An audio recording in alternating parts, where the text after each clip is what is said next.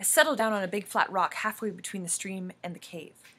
After purifying half a pot of water, I place it in direct sunlight and add several egg-sized hot stones to the water.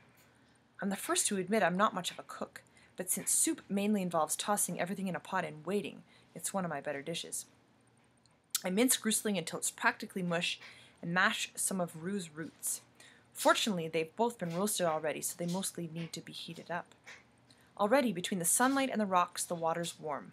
I put in the meat and roots, swap in fresh rocks, and go find something green to spice it up a little. Before long, I discover a tuft of chives growing at the base of some rocks. Perfect. I chop them very fine and add them to the pot, switch out the rocks again, put on the lid, and let the whole thing stew. I've seen very few signs of game around here, but I don't feel comfortable leaving Peeta alone while I hunt, so I rig half a dozen snares and hope I get lucky. I wonder about the other tributes, how they're managing now that their main source of food has been blown up. At least 3 of them, Cato Clove and Foxface, had been relying on it. Probably not Thresh, though. I've got a feeling he must share some of Rue's knowledge on how to feed yourself from the earth. Are they fighting each other? Looking for us? Maybe one of them has located us and is just waiting for the right moment to attack. The idea sends me back to the cave. Peeta stretched out on top of the sleeping bag in the shade of rocks. Although he brightens a bit when I come in, it's clear he feels miserable.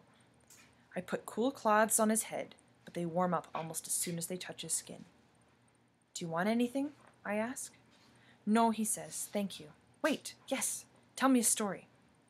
A story? What about? I say. I'm not much for storytelling, it's kind of like singing. But once in a while, Prim wheedles one out of me.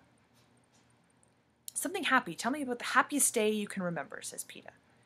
Something between a sigh and a huff of exasperation leaves my mouth. A happy story? This will require a lot more effort than the soup. I rack my brains for good memories. Most of them involve Gale and me out hunting, and somehow I don't think these will play well with either Peeta or the audience. That leaves Prim. Did I ever tell you about how I got Prim's goat? I ask. Peeta shakes his head and looks at me expectantly, so I begin, but carefully, because my words are going out all over Panem, and while people have no doubt put 2 and 2 together that I hunt illegally, I don't want to hurt Gale or Greasy Say or the butcher or even the peacekeepers back home who are my customers but publicly announcing they're breaking the law too. Here's the real story of how I got the money for Prim's goat, Lady. It was a Friday evening, the day before Prim's 10th birthday in late May. As soon as school ended, Gale and I hit the woods because I wanted to get enough to trade for a present for Prim. Maybe some new cloth for a dress or a hairbrush. Our snares had done well enough and the woods were flush with greens, but this was really no more than our average Friday night haul. I was disappointed as we headed back, even though Gale said we'd be sure to do better tomorrow. We were resting a moment by a stream when we saw him. A young buck, probably a yearling by his size. His antlers were just growing in, still small and coated in velvet. Poised to run, but unsure of us, unfamiliar with humans. Beautiful. Less beautiful, perhaps, when the 2 arrows caught him. One in the neck, the other in the chest. Gale and I had shot at the same time. The buck tried to run, but stumbled, and Gale's knife slit his throat before he knew what had happened. Momentarily, I felt a pang at killing something so fresh and innocent, and then my stomach rumbled at the thought of all that fresh and innocent meat. A deer. Gale and I have only brought down 3 in all. The first one a doe that had injured her leg somehow, almost didn't count, but we knew from that experience not to go dragging the carcass into the hob. It had caused chaos with people bidding on parts and actually trying to hack off pieces themselves. Greasy Say had intervened and sent us with our deer to the butcher, but not before it'd been badly damaged. Hunks of meat taken, the hide riddled with holes. Although everybody paid up fairly, it had lowered the value of the kill. This time we waited until dark fell and slipped under a hole in the fence close to the butcher. Even though we were known hunters, it wouldn't have been good to go carrying a 150-pound deer through the streets of District 12 in daylight, like we were rubbing it in the officials' faces. The butcher, a short, chunky woman named Ruba, came to the door when we knocked. You don't haggle with Ruba. She gives you one price, which you can take or leave, but it's a fair price. We took her offer on the deer, and she threw in a couple of venison steaks we could pick up after the butchering. Even with the money divided in two, neither Gil nor I had held so much at one time in our lives. We decided to keep it a secret and surprise our families with meat and money at the end of the next day. This is where I really got the money for the goat. But I told Peta I sold an old silver locket of my mother's. That can't hurt anybody. Then I pick up the story in the late afternoon of Prim's birthday. Gil and I went to the market on the square so that I could buy dress materials. As I was running my fingers over a length of thick blue cotton cloth, something caught my eye. There's an old man who keeps a small herd of goats on the other side of the seam. I don't know his real name. Everyone just calls him the Goat Man. His joints are swollen and twisted in painful angles, and he's got a hacking cough that proves he spent years in the mines. But he's lucky. Somewhere along the way he saved up enough for these goats, and now has something to do in his old age besides slowly starve to death. He's filthy and impatient, but the goats are clean, and their milk is rich if you can afford it. One of the goats, a white one with black patches, was lying down in a cart. It was easy to see why. Something, probably a dog, had mauled her shoulder, and infection had set in. It was bad. The goat man had to hold her up to milk her, but I thought I knew someone who could fix it.